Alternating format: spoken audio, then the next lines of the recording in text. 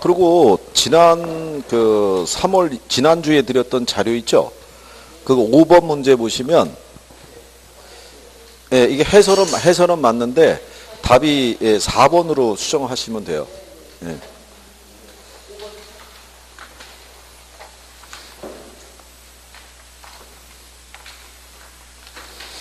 두 분이 찾아와가지고 그걸 물어본 거예요. 빨리 대답 안 해? 잘못된 거지? 막 이렇게 해갖고 다 고쳐가지고, 그래서, 이어서 좀 이따 1시간 끝나면 또 오실 것 같아가지고, 미리 얘기한 거예요.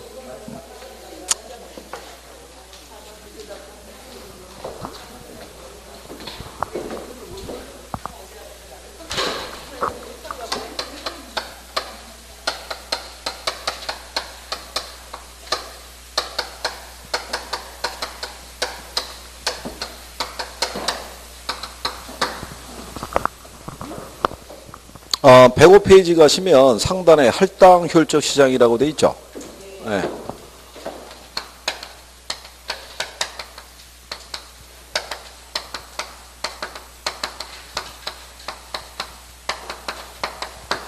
여기에 할당이라는 거는요, 배분의 의미를 갖고 있다고 생각하시면 돼요.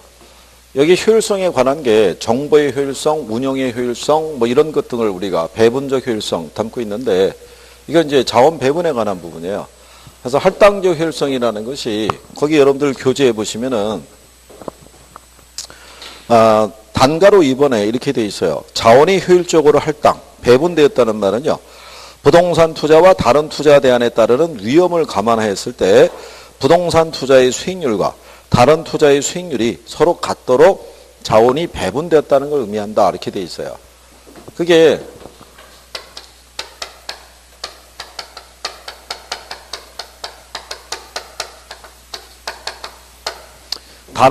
다른 이제 투자 대안의 수익률이니까, 가령 예를 들어서,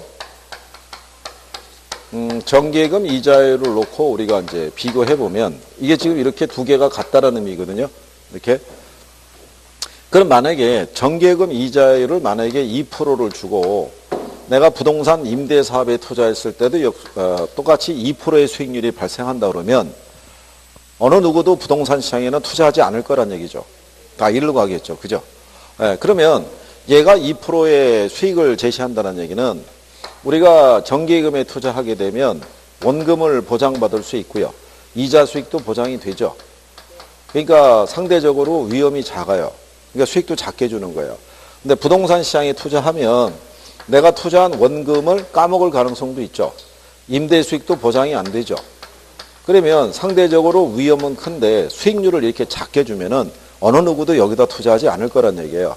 그러니까 얘가 같다란 얘기는 거기 지문에 나왔다시피 위험을 감안한 수익률이 서로 같도록 배분됐다는 거예요. 그러니까 얘네가 같다는 의미는요, 여기다 투자하면 투자자가 감수하는 위험이 있죠. 예, 위험에 대한 대가까지 반영한 수익률을 얘기하는 거예요. 그러니까 이렇게. 그러니까 얘네 둘이 같다라는 의미는 이렇게 같다는 얘기예요. 이렇게. 그러면 부동산 시장에서는 얘보다 더 큰 수익률을 가지고 가느냐? 그건 아니란 얘기예요. 얘가 감수하는 위험이 크죠. 그러니까 그 위험에 대한 대가만큼만 가지고 간다는 얘기예요. 이렇게. 무슨 말인지 아시겠나요? 우리가 부동산 시장에 투자할 때 예금 이자율 정도의 수익률밖에는 제시하지 않으면 투자할 수가 없죠. 그만큼 위험에 대한 부담이 크니까. 그러니까 당연히 그 이상의 뭐가 수익률이라는 것이 주어지면은 그 위험을 감수하고 우리가 투자를 결정할 수가 있겠죠. 그러면 여기서 할당적 효율성의 논리라는 게 이게 이렇게 같아진 상태를 얘기를 해요. 이게. 그러면 투자자 입장에서는요, 어느 시장에 이렇게 투자하든지 간에 투자자가 얻을 수 있는 건 정상이윤밖에 없다는 거예요. 자기가 감수하는 위험에 대한 대가만 가져가잖아요. 그러면 어느 시장에 투자할 것이냐는 것은 위험에 대한 투자자의 태도에 따라 틀리죠. 여러분들이 투자하면서 배웠던 위험 중립적인 투자자 있죠. 그 사람들은 위험을 회피하는 성향을 보이잖아요. 어떤 위험도 감수해야 든다 안 든다. 안 드니까 안전한 곳인 여기만 투자하겠죠. 그렇잖아요. 근데 위험 회피형적인 그 투자자 입장에서는 그 사람들은 감수하는 위험에 대한 대가를 반드시 요구하죠. 그렇잖아요. 그게 충족이 되지 않으면 투자하지 않으니까. 그러니까 각각 자기가 감수하는 위험에 대한 대가만 가져갈 수 있다는 얘기예요. 그죠? 그러면 자원 배분이 효율적으로 이루어질 수 있다는 얘기예요. 어느 시장으로 쏠리지는 않고. 그러니까 요 상태가 존재하는 시장을 그걸 할당효율적 시장이라고 그래요.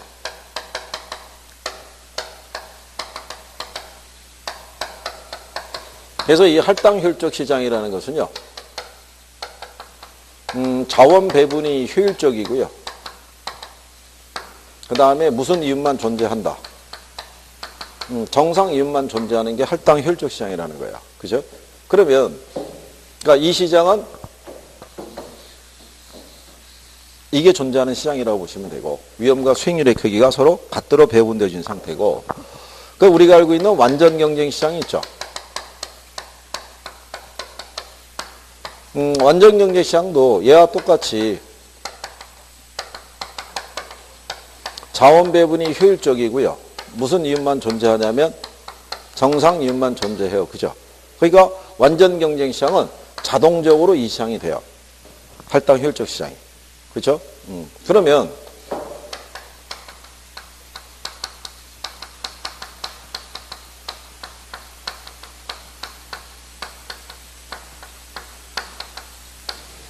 불완전 경쟁 시장과 독점 시장이 있죠.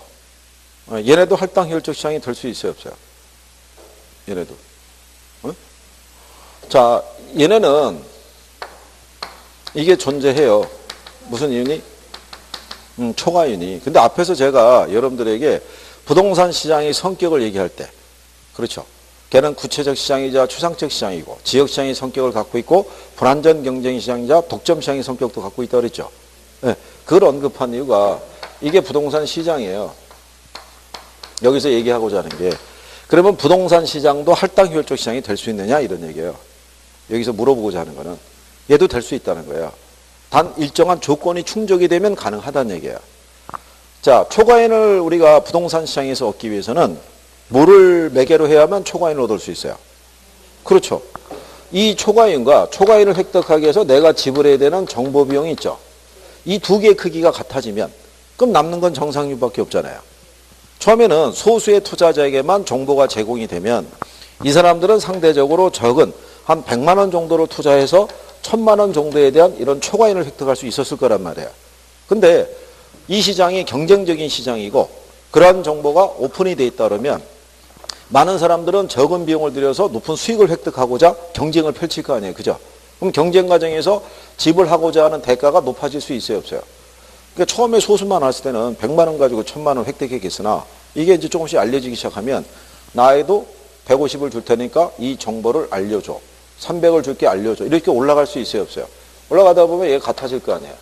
그러면 결국 남는 게 뭐밖에 없다는 거예요. 정상이윤. 그러면 얘도 이 조건이 충족이 되면 이 시장이 될 수 있다는 거예요. 그래서 시험에 나온 거는 뭐가 나왔냐면 부동산 시장은 여러 가지 불완전한 요소가 많으므로 할당 효율적 시장이 될 수 없다 이렇게 나온 거예요. 그럼 걔가 틀렸겠죠? 걔가 답이었어요. 틀린 거 고르라고 그랬을 때. 그러니까 부동산 시장도 불완전한 요소가 많으나 이 요건이 충족이 되면 얘도 할당 효율적 시장이 될 수는 있다 없다. 있다라고 설명해 주는 거예요. 그래서 그게 이제 여러분들 교재에 보시면 105페이지 중간에 양가로 2번에 불완전 경쟁 시장과 할당 효율적 시장이라고 있죠. 예, 거기 보면 단가로 1번에 완전 경쟁 시장에서는 완전한 정보로 인해 정보 비용도 없고 초과인도 얻을 수 없으니까 완전 경쟁 시장은 반드시 할당 효율적 시장이 된다는 거예요. 자동적으로. 그런데 단가로 2번에 보면 할당 효율적 시장이 반드시 완전 경쟁 시장만을 의미하는 건 아니란 얘기예요. 불완전 경쟁 시장에는 초과인이 존재할 수도 있고 정보 비용도 존재하겠죠. 근데 이 초과인이 정보 비용하고 크기가 같으면 불완전 경쟁 시장도 뭐가 될 수 있다? 할당 효율적 시장이 될 수 있다는 거예요. 같은 논리로 독점 시장도 그게 가능하다라고 얘기해 주는 거예요. 근데 두 가지 시장의 성격을 공유하고 있는 게 그게 부동산 시장이라는 거예요. 이게 결국은 부동산 시장이 할당 효율적일 수 있다 없다? 있다. 예, 그거까지만 정리하시면 돼요. 그 다음에 뒤에 가시면요. 정보가치 계산이라고 돼 있어요. 그죠?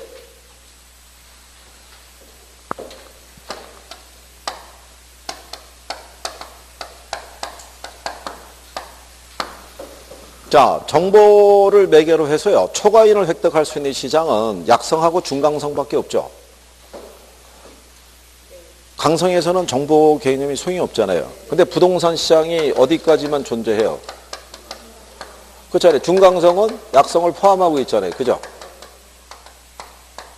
그러니까 이 시장에서는 정보가 부동산 가치에 미치는 영향관계를 구별할 수는 있어야 된다는 얘기예요. 아마 여기도 그러지 않았을까 싶은데요. 경기도 일원에 가면 판교라고 있죠. 네, 판교 이미 다 개발됐죠. 근데 걔네가 개발되기 한 10여 년 전서부터 여기는 개발될 것이라는 소문이 무성했었어요. 거기가. 그러면 여기도 만약에 행정도시가 들어설 거라고 가정했을 때 주변 후보지가 몇 개 있었을 거 아니에요. 그럼 여기도 유료 후보지라고 그러면 확인되지 않지만 소문은 계속 돌았을 거란 얘기예요. 그러면 여기서 땅을 갖고 있는 사람은 나름대로의 어떤 기대이익을 생각할 수밖에 없죠. 지금 확정은 안 돼 있지만 만약에 개발이 된다면 지금보다는 가치가 훨씬 높을 거 아니에요. 근데 매수자 입장은 또 틀리죠. 확인되지 않는 사실 가지고 높은 대가를 지불할 수는 없잖아요. 그죠? 그러면 매도자하고 매수자 간에 충돌할 수 있잖아요. 그거를 조정해 줄 수 있는 사람들이 중개업자죠. 불확실한 정보를 매개로 거래할 때는 어느 정도의 가격이 적정한 거래가라는 것에 대한 기준은 제시를 해야 될 거 아니에요. 그죠? 그러니까 거기에 관한 기초 개념 정도는 알아야 된다. 이제 이런 얘기예요. 그죠? 그래서 일단 정보 가치를 계산을 할 때는요.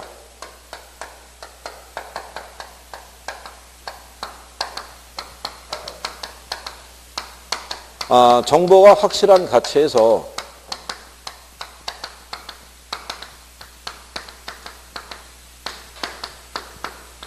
정보가 불확실한 가치를 공제하면 그러면 뭐를 계산할 수 있다? 정보 가치를 계산할 수 있다라고 얘기를 해요. 그죠? 그러면 이 정보 가치를 계산하기 위해서는요. 이 정보의 현재 가치를 구할 수 있어야 돼요.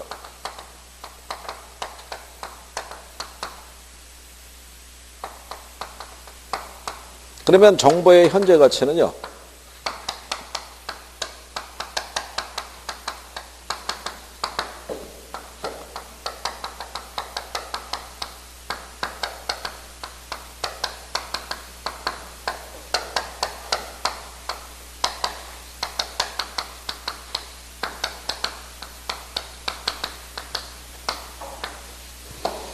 이거 말고도 여러 개가 들어올 수 있는데 여러분 시험에는 딱 2개밖에는 제한을 제시를 안 해요.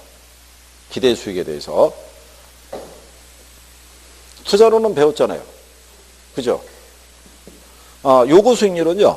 미래 수익을 현재 가치로 환원할 때 얘가 할인율로 쓰여져요. 그죠? 할인율로. 그리고 여기서 투자자 입장에서는 미래 수익은 확실해요? 불확실해요? 불확실하잖아요. 그럼 우리가 투자를 결정하려고 그러면 투자를 통한 미래에 대한 어떤 이제 기대 수익률이 있죠.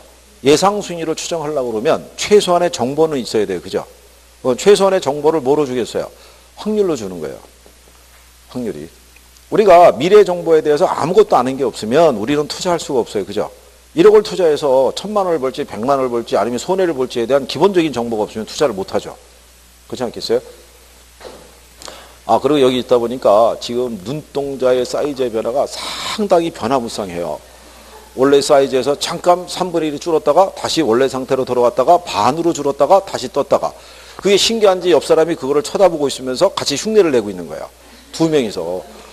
아니 그러면 두 사람이 또 여행을 떠난다는 얘기잖아요. 그죠? 비도 오는데 우산도 없으신 것 같은데 어딜 가려고 그래요. 이거 해야 될 거 아니에요. 그죠? 이게 안 보이면 관계가 없는데 강의하는 중간에 이게 보이는 거예요, 이게. 근데 누구라고 지정을 할 수는 없잖아요. 그거를. 그러니까는 집중을 해주세요. 시간 금방 가요. 벌써 4월이잖아요. 그죠? 조금 있으면 오늘 제가 첫 주 왔죠? 3번 더 오면 4월이 가는 거예요.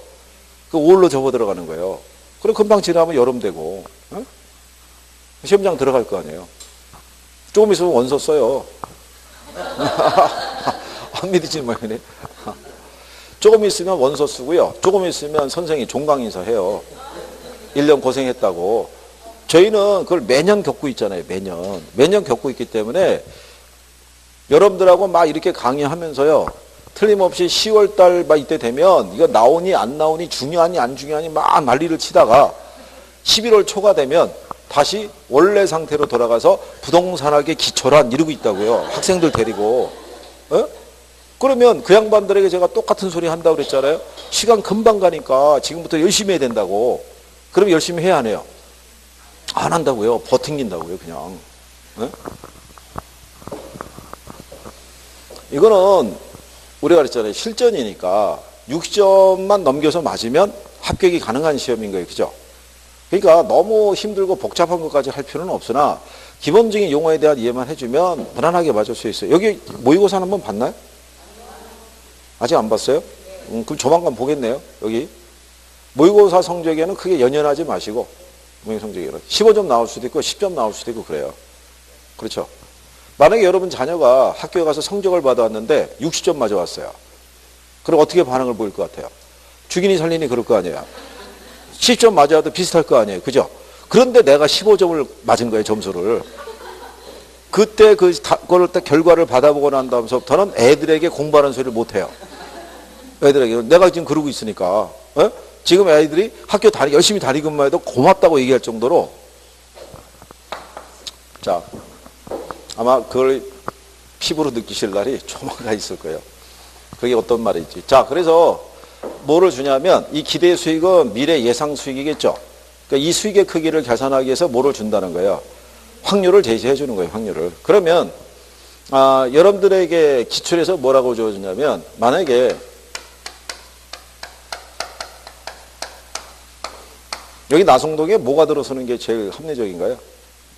백화점이요? 그래요.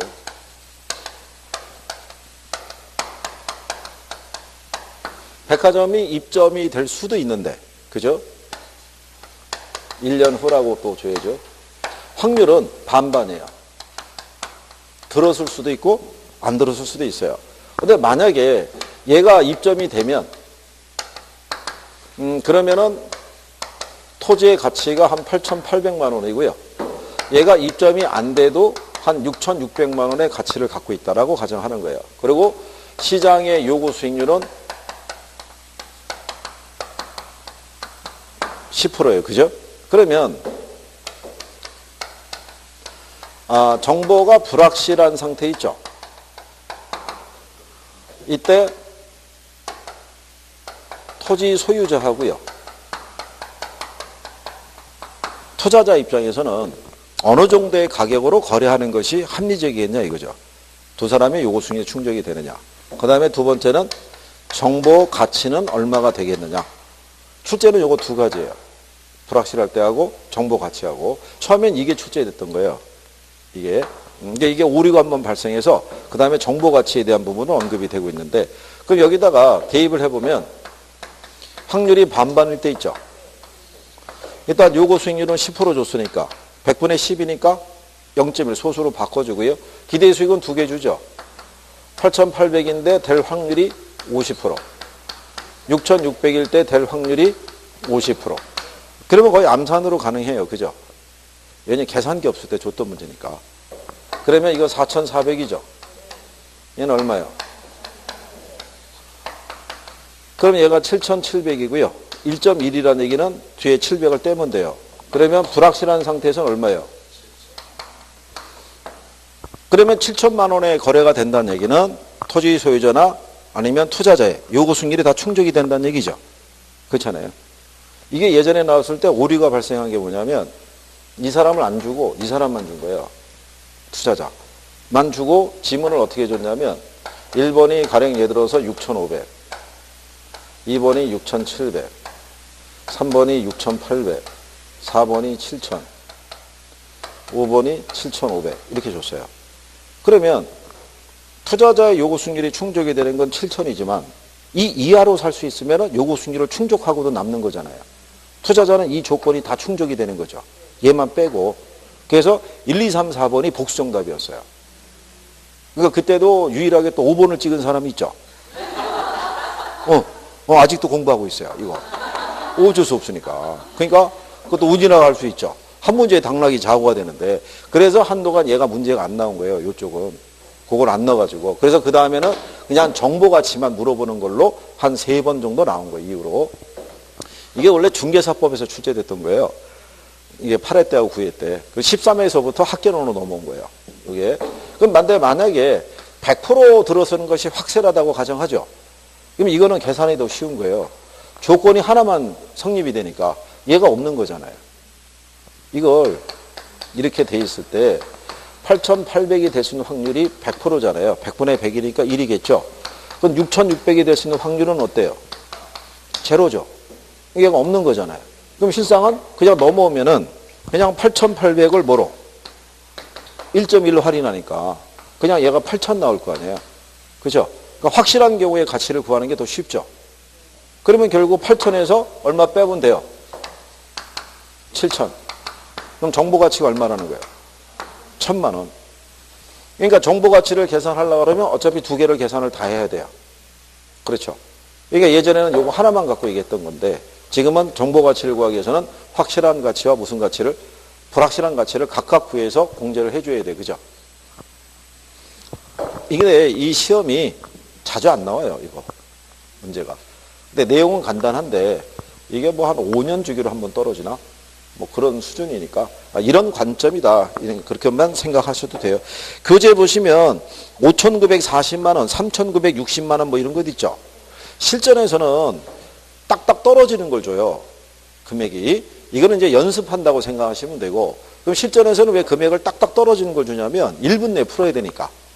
거의 암산으로 계산이 가능하게끔 유도해 주는 거니까 그런 정도 인식하시면 되겠고요. 그 다음에 이제 뒤로 넘어가시면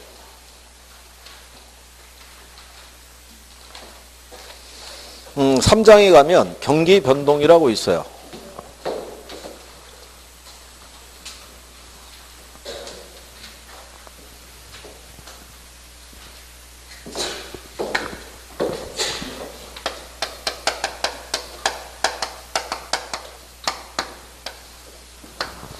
자, 경기 변동에 보시면요. 일반적으로 경기 변동이라는 게 그 총체적인 경제 활동의 상승과 하락을 불규칙적으로 반복하는 현상을 말한다. 이렇게 돼 있어요.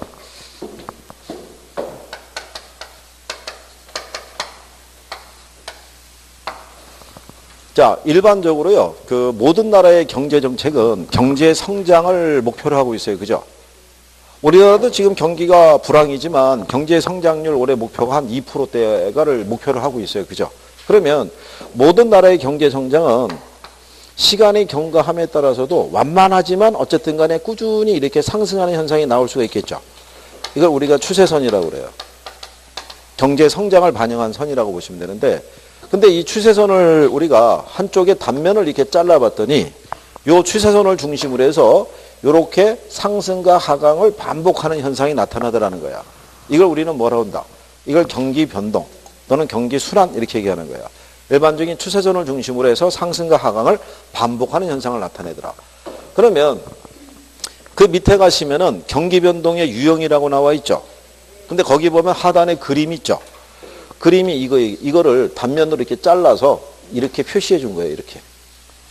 이걸 잘라와가지고. 그래서 여기하고 여기를 뭐라고 하냐면 정점이라고 그래요. 여기하고 여기를 뭐라고 하냐면 저점. 경제학자들을 보면요. 정점에서 정점까지를 하나의 주기로 보는 견해도 있고 저점에서 저점까지를 하나의 주기로 보는 견해가 있어요. 그러니까 어느 게 맞다 이런 건 없어요. 그러니까 그런 걸 굳이 정리할 필요는 없고요. 우리나라의 거시경제학자들은 주로 밑에 걸 많이 써요. 근데 학자들마다 보는 관점은 틀리니까 외우거나 할 필요는 없어요. 그죠? 그리고 작년 시험에 나온 게 그거예요. 여기는 정점과 저점 사이 깊이를 진폭이라고 그래요. 그죠? 부동산 경기는 이 진폭이 일반 경기에 비해서 커요. 그러니까 상대적으로 높은 정점하고요. 낮은 저점이 이렇게 유발이 되는 거예요. 그러니까 진폭이 큰 이유가 뭐냐면 앞에서 배웠던 수급 간의 불균형이에요. 생산의 장기성으로 인해서 경기가 살아나고 수요가 늘어났더라도 공급이 바로 따라오질 못해요. 그러니까 초과 수요 현상이 좀 더 오랫동안 지속이 된다고 보시면 되겠고 경기가 한강했다고 그래가지고 미분양 재고를 갑자기 우리가 소진할 수는 없어요. 그러니까 경기의 불황의 골이 좀 더 깊어질 수도 있겠죠. 근데 여러분 작년 시험에는 부동산 경기는 일반 경기에 비해서 진폭이 작다 이렇게 준 거예요. 틀린 거 고르라고 해놓고. 그러니까 그거는 그냥 맞추라는 얘기잖아요. 그렇게. 그래서 학계론이 공부한 거보다는 한 두세 개 더 맞을 수 있어요. 저기 상식적인 걸로. 아니, 제가 그때 했잖아요. 어떤 양반이 직장 다니는 분인데, 중개사 시험에 도전해보고 싶어서 한 8월, 9월? 이때 가서 원서는 접수했어요. 공부는 하나도 못하고.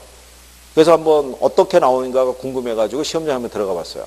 공부 하나도 안 한 상태에서 학계론 15개가 나온 거예요. 점수가. 그러니까 그 양반 입장에서는 상당히 고무됐을 거 아니에요. 공부를 하나도 안 했는데 15개면. 내가 맘먹고 도전하면 이건 뭐 수석도 가능할 거 아니에요. 그죠? 그리고 정상적으로 등록을 하고 들어왔어요.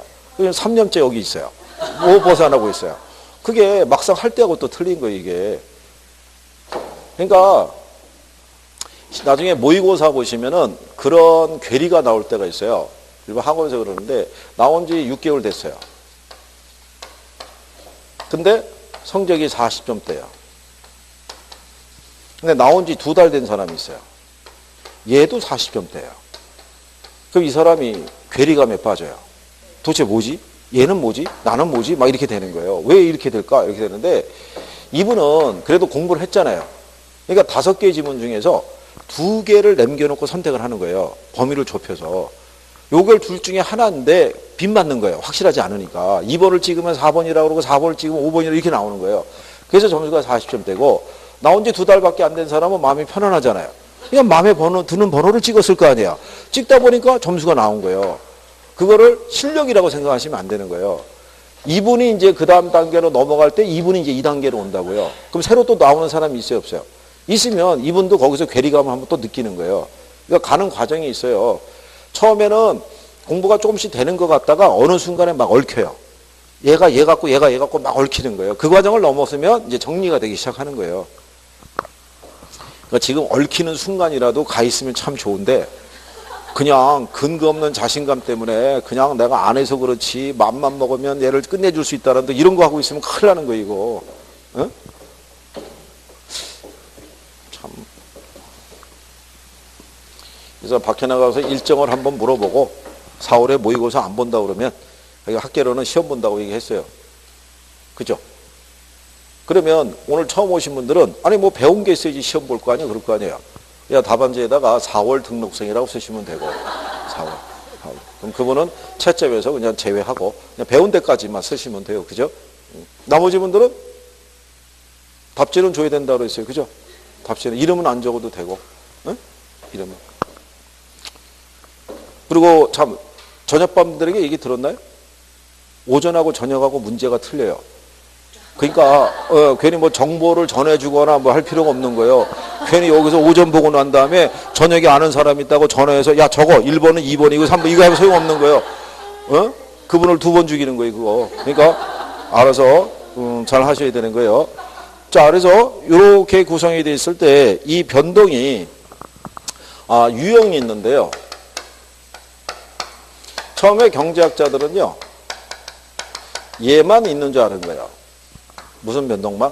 순환 변동만. 근데 가만히 들여다봤더니 얘 말고도 다른 형태의 경기 변동이 존재하더라는 거예요. 그게 거기 나와 있는요. 장기적 변동, 그 다음에 계절 변동, 무작위적 변동 이렇게 나와 있죠. 예. 거기서 나오는 이 추세 변동이라고 하는데요. 이걸 장기적 변동이라고 얘기를 해요. 추세 변동은. 그러니까 주로 경제 성장이라든가요. 인구의 변화 등을 통해서 나타나는 그 변동이고요. 주로 한 50년 또는 60년을 주기로 해서 변화가 나타난다고 생각하시면 돼요.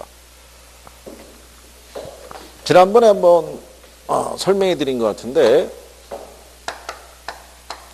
1960년을 기준으로 했을 때는요. 우리나라하고 필리핀이라는 나라 아시죠? 1인당 국민소득은 얘네가 더 높았어요. 얘네가 높았는데 쭉 바뀌어서 지금 현재를 기준으로 보게 되면 완전히 역전이 된 거죠. 역전이 된 거는 우리나라는 7, 80년대 연평균 7%대의 고도 성장을 계속 유지해왔고 얘네는 연평균 한 2에서 한 3% 정도의 경제 성장밖에는 이루질 못한 거예요.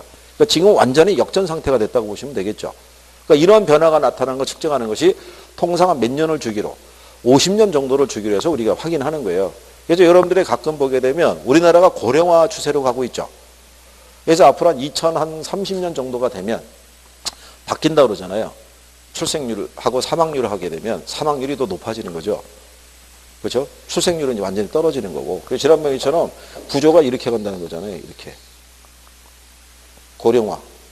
그죠? 나이 드신 분. 중장년층 이렇게 돼 있고. 밑에가 이게 이렇게 돼 있는 거죠. 이게. 그러니까 이런 변화가 몇 년 사이에 이 변화를 측정할 수 있는 게 아니라 최소한 못해도 한 50년 이런 정도를 기준으로 해가지고 그 변화를 추정하기 가능하다는 거예요. 그래서 이게 순환 변동, 이게 추세 변동이라고 그러고요. 일반 경기에서는 이걸 가지고 추정을 해요. 근데 부동산 경기에서는요, 특정한 지역이 재개발 등이 나타났을 때 장기적 변동이 나타난다고 그래요. 이게 인근 지역의 생애 주기에 가게 되면 쇠퇴기라고 있었잖아요.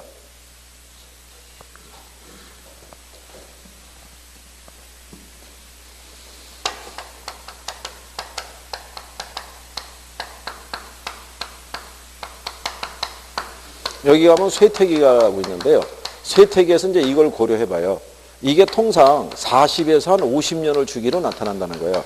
이게 부동산 시장에서는. 그리고 이제 이거 말고 무슨 변동이냐면 계절 변동이라고 있어요. 얘는 1년을 주기로 나타나요. 일반 경기에 있을 때 우리가 계절 변동은요, 사회적 간섭에 의해서 우리나라 같으면은 추석 경기, 설 경기 이런 것 있죠. 매년 1년을 단위로 해서 나타나잖아요. 그죠? 이런 것들이 계절 변동이면 부동산 시장에서는 봄, 가을에 이사철이 있죠. 이런 거 있잖아요. 매년 이 계절이 되면 반복되는 현상이 있잖아요. 예, 이런 것들이 무슨 변동이다? 계절 변동이라고 생각하시면 되는 거예요. 그죠? 그 다음에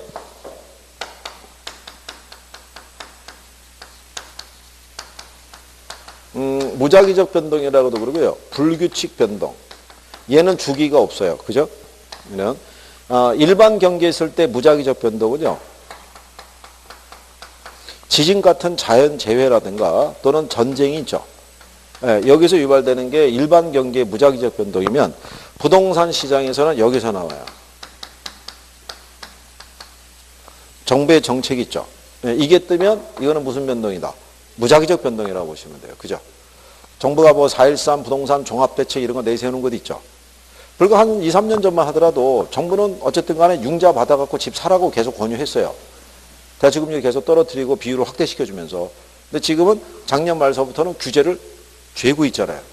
그러니까 대출을 받기 어렵게 지금 만들어진 구조잖아요. 그러니까 이제 뭐가 타격이냐면 주부들의 명의로 대출 받기가 더 힘들어진 거예요.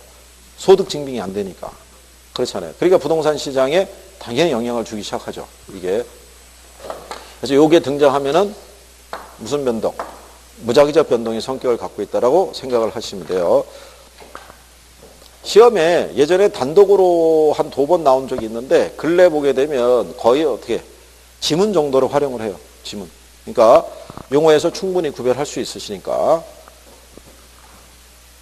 자, 그 다음에 거기 보시면 뭐 경기 변동에 대한 개념, 부동산 경기 변동의 개념이라고 나와 있죠. 근데 이거는 이제 이렇게 생각하시면 돼요.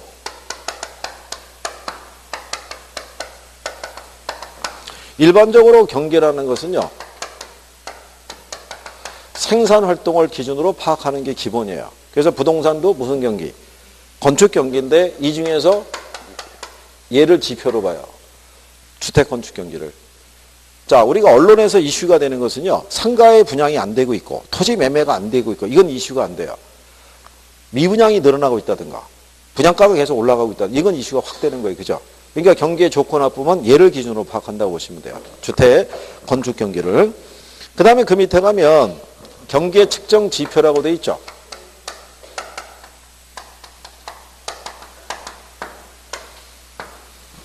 경기에 대한 측정 지표를 기준에 있었을 때 경기는 눈에 보여요, 안 보여요? 눈에 안 보여요.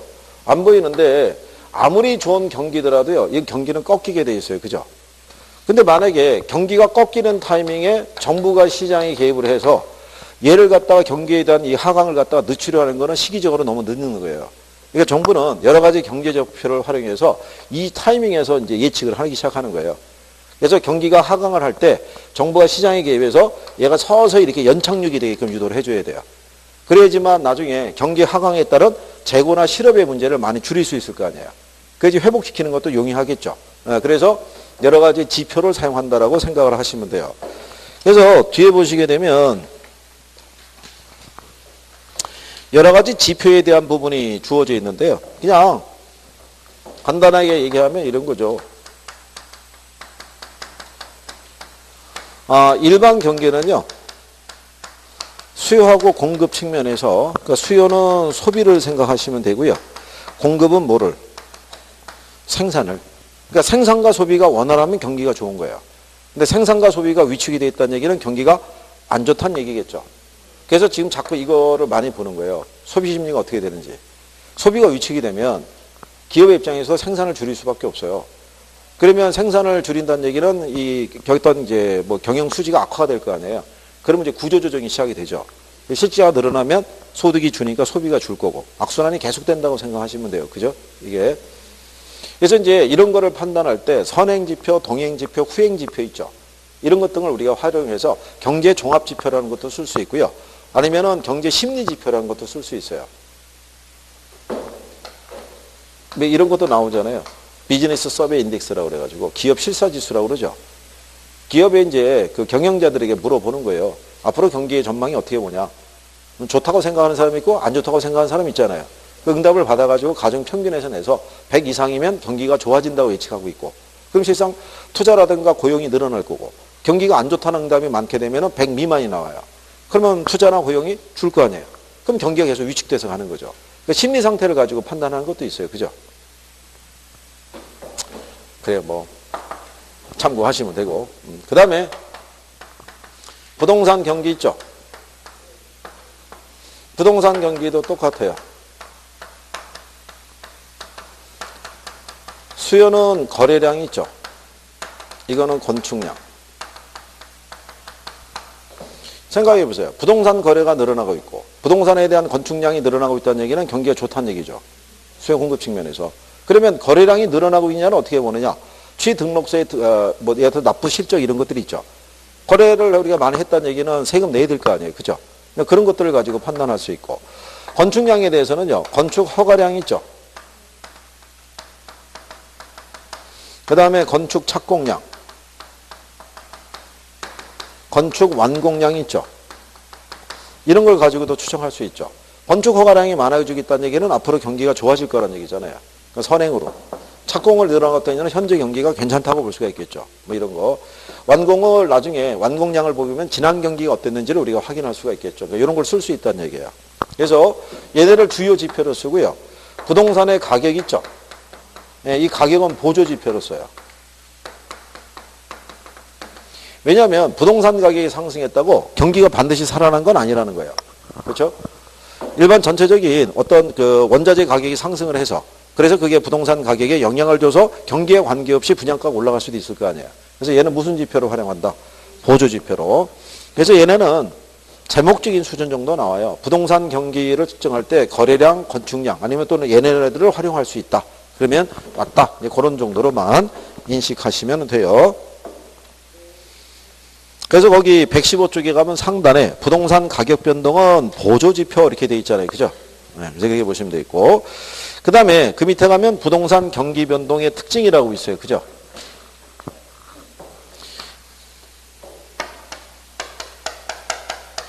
그러니까 이쪽은 이렇게 생각하시면 돼요. 여기서 지문 하나, 여기서 지문 하나, 이런 데서 지문 하나, 이렇게 묶어가지고 한 문제를 만드는 케이스가 많아요. 그리고 뒤에 나오는 순환 국면별 특징, 그래서 회복시장, 상향시장 거기 있는 애들도 지문으로 활용할 수도 있고 거긴 또 단독으로 나올 수도 있고 그렇다는 얘기예요. 그래서 경기 변동의 특징에 보시게 되면 일반 경기 변동에 비해서 뭐가 길다라는 거예요? 주기가 길다라는 거예요. 자, 이게 주기가 길다고 그랬을 때 실전에서는 그냥 이 상태의 표현만 줘요. 이 상태. 그러니까 일반 경기의 주순환하고요. 부동산 경기의 주순환을 냈을 때 일반 경기의 주순환이 주로 주글라 파동을 얘기를 해요. 걔가 한 10년 정도를 기준으로 움직인다 그러면 부동산 경기는 한산의 건축순환 기준으로 할 때 한 18년 정도, 17에서 18년 정도니까 걔가 주기가 더 길죠. 근데 장기적 변동은 얘네가 더 길어요. 아까 얘기했지만 장기적 변동이 있죠. 이게 한 50에서 60년을 주기로 나타나고요. 이게 40에서 50년을 기준으로 나타나니까 얘가 주기가 더 길 거 아니에요. 근데 이 표현은 실전에서는 안 나오고요. 선생들이 모의고사 낼 때 써요. 여러분들에게 착각을 유도하기 위해서. 우리는 항상 일반 경기에 비해서 부동산 경기가 주기가 길다라고 알고 있잖아요. 근데 거기다가 장기 변동을 슬쩍 넣는 거야. 장기적 변동의 경우 부동산 경기가 일반 경기보다 주기가 길다. 그러면 틀릴 거 아니에요. 그죠? 예, 그러니까 참고하시라는 얘기예요. 일반적으로 저거를 기준으로 정리하시면 돼요. 일반 경기에 비해서 뭐가 길다? 주기가 길다. 예, 그래서 그런 정도. 그 다음에 아까 얘기한 것처럼요. 일반 경기에 비해서 뭐가 커요? 예, 진폭이 큰 거예요. 이런 이제 부동산 경기의 특징을 잘 설명해 주는 모형이 거미집 모형이라고 생각하시면 되고요. 그 다음에 거기 보시게 되면 3번에 일반 경기하고요 서로 밀접한 관련을 맺고 영향을 주고받고 있지만 반드시 똑같이 병행한다고는 볼 수 없다. 그래서 선행할 수도 있고 역행할 수도 있고 뭐 할 수 있다. 동행할 수도 있다라고 얘기를 해요. 그죠?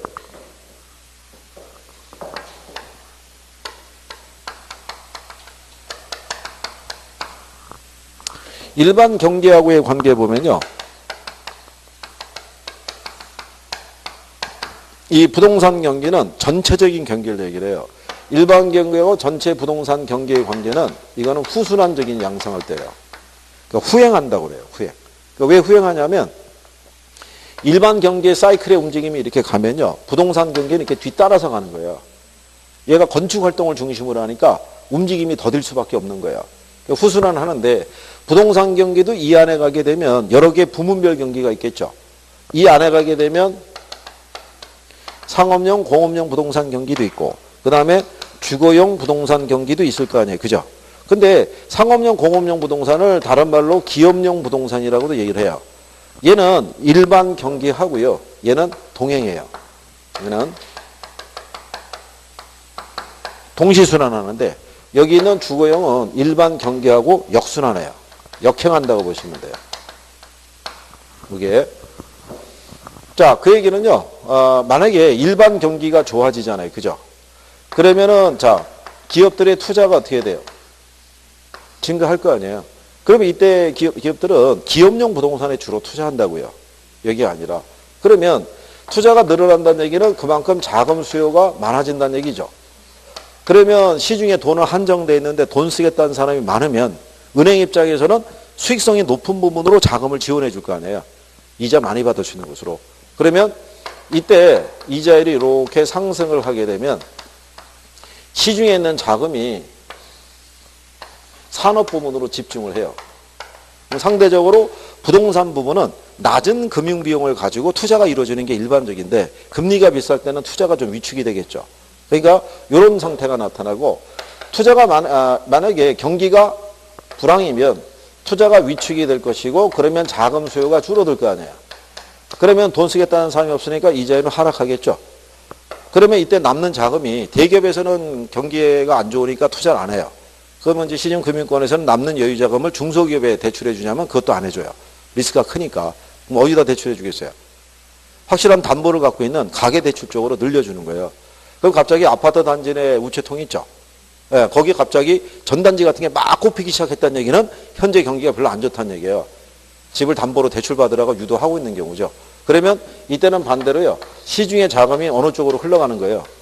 부동산 부분으로. 그래서 반대라고 생각하시면 돼요. 간략하게 설명해 드리면 이런 것까지는 안 나오고요. 기본적으로 얘가 무슨 관계다? 역순환. 그러니까 시험에 나온 것도 요거 하나 나온 거예요. 그 왜 얘를 엮겠어요? 경기가 주택 경기가 중심이니까. 그죠? 그러니까 그 정도 구별을 하시면 되겠고. 그다음에 거기 보시면요. 그래서 이 동그라미 4번에 보게 되면 그렇게 나와 있죠. 네, 그래서 상업용, 공업용 부동산 경기는 일반 경기하고 대체로 일치하지만 주거용 부동산 경기는 역순환적인 관계를 갖는 경향이 있다. 이렇게 표현이 되어 있잖아요. 그죠? 그리고 전체적으로는 후순환하는 거예요. 부동산 경기는. 건축 활동을 중심으로 이루어지니까. 그리고 부동산 경기는 순환 국면이 명백하거나 일정하지 않고요. 경기 회복이 길고 완만하다고 되어 있죠. 이유는 건축 활동을 하니까. 지어서 들어오기까지가 시간이 많이 걸리잖아요. 근데 후퇴는 빠를 수가 있죠. 경기가 과열됐다 싶으면 정부가 개입을 하잖아요. 그럼 갑작스럽게 각종 규제로 인해 가지고 경기가 급격히 냉각기로 들어갈 수도 있어요, 없어요? 네, 그럴 수도 있는 거예요. 그래서 시장에서는 여러분 귀에까지 야 어디다 세종에다 투자하면 괜찮다더라 이런 정보가 일반인들의 귀에까지 들어갔다는 얘기는 이미 거긴 끝났다는 얘기예요. 이미 발 빠른 사람들은 들어가서 다 해먹고 정부가 개입하기 직전에 다 빠져나가는 거예요. 그죠? 근데 마지막에 꼭 돈보따리 싸들고 막차 타고 들어오는 사람이 있죠. 그 떠나는 차를 갖다가 굳이 또 뛰어가서 잡아가지고 그걸 올라탄 다음에 자리에 앉으면 옆에 앉은 사람이 얘기해 주죠. 이 차가 막차며 언제 쓸지 모른다고. 그냥 가는 거죠. 쭉. 그래서 그거는 주변 사람들에게 도움을 해야 되는데 욕심이 있어가지고 혼자 어떻게 해보겠다고. 그 전에 투자를 하고 난 다음에 손실은 이미 커져 있는 상태고 나중에 이걸 어떻게 수습해야 되냐고 그러면 방법이 없는 거예요. 그죠? 이미. 근데 그런 분들이 많이 봤어요. 옛날에도 왜 IMF 터지고 그랬을 때 그때 금값 막 폭등하고 달러 막 이게 난리가 났잖아요. 그래고 그때 또 가지고 있던 비자금 또 비상금 털어가지고 그거 샀는데 사고 난 다음에 또 갑자기 폭락 또 주저앉고 금값 한참만 치솟을 때 있죠. 그때 이때다가 그러고 또 금을 사놓고 나면 다시 떨어지고. 그러니까 인간 지표가 있어요. 그 사람이 투자하면 그냥 안 하면 돼요. 네, 그 사람이 빠질 때 투자하면 손해는 안 본다는 사람들도 있어요. 그래서 뭐 어떡하겠어요. 자, 거기까지 하신 거고요. 그 다음에 115쪽의 하단에 가면 경기 변동의 국면별 특징이라고 있죠. 여기는 별표 하시는 거예요. 여기는 경기 변동에서 이쪽에서는 유일하게 단독으로 나올 수 있는 게 요거 하나가 있어요. 그러니까 얘도 지문으로 쓸 수 있는데 출제자들이 할 수 있는 거는 이제 그 정도다. 그렇죠? 시간 한 50분 됐으니까 또 잠깐 쉬었다 하시죠.